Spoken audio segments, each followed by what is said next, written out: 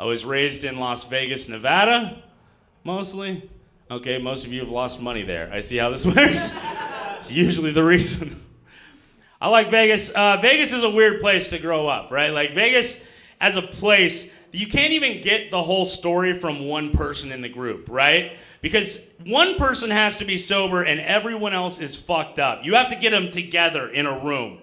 Then you can get the story. You're like, hey, Ed, what happened last weekend? I heard you guys went to Vegas. And it's like, oh, yeah, it was great. We were driving in on the 15. Ed's the sober one driving in.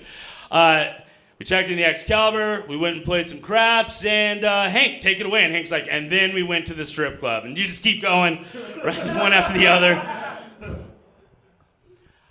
Being in Vegas is weird. Like, it's a place people treat like garbage, and we let it happen because we get tax breaks. So we're like, all right, I guess we'll clean. That's a new job. I remember people act crazy in Vegas. I get it. It's a crazy place. I remember going to lunch. It was a beautiful day in April. I went to the fountain out front side the Venetian, and I sat down, and some college kid comes over, and he puts his whole front into the fountain, comes up, and he's like, woo! Vegas! Like, yes, sir, you won. That's exactly. Go keep drinking. Keep going. I don't want to pay taxes. Keep going. I was raised Mormon in Las Vegas. Yeah, that's fucked up to do to a kid. My parents are like, let's give him a weird spelled name and throw all the morals at him. Like, that's... being raised Mormon in Vegas is weird because, like, you get mixed messages. Like, I remember sitting in church one day, and, like, we're reading a pamphlet about, like, how you have to wait for marriage to have sex, and titties are bad, and look outside, there's a giant pair of tits on a billboard. I'm like, those don't look evil at all. Those look like God made them. Oh, a doctor, even better. That's... that's the weird thing about Vegas. Like being raised Mormon in Vegas isn't that weird to me. Like, that's the thing everyone wonders is, like, first of all, I'm an atheist now, so... We're not growing in numbers. Great. It's just me. It's okay, guys. I don't care what people believe. I was raised Mormon, and people ask me all the time how I became an atheist, and I just tell them the truth is I read the Bible. That's the truth. You start reading in between the lines, you see some shit. You're like, wait, really? I remember reading through, and I get to Noah, and they're talking about Noah, and they're like, and he was 590 years old without penicillin, no penicillin. No fucking aspirin.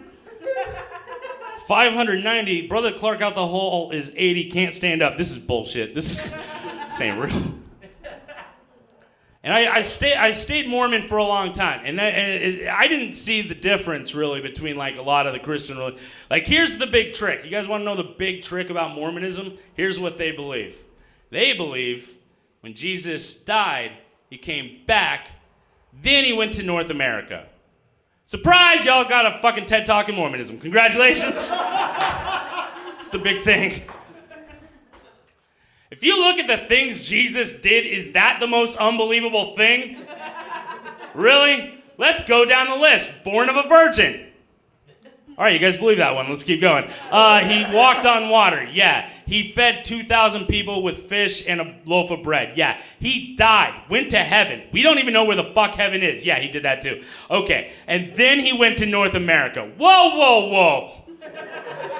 That's crazy. It's the most believable thing on that list. People say really insulting shit being raised Mormon. That was the odd thing to me. It's because it's a newer religion, so people think they can just shit on it. And it was, like, really weird because, like, you hear about, like, they have this thing called temple garments they have to wear under their clothes, right? They have to wear them, and people would call it magic underwear. And it confused the shit out of me. I'm like, I've never seen David Blaine in these ever. Not once. There's no advertisement. Like, calling it magic underwear is like going up to a Jewish person and calling a yarmulke a floppy frisbee. You know, like, that's the level of insult.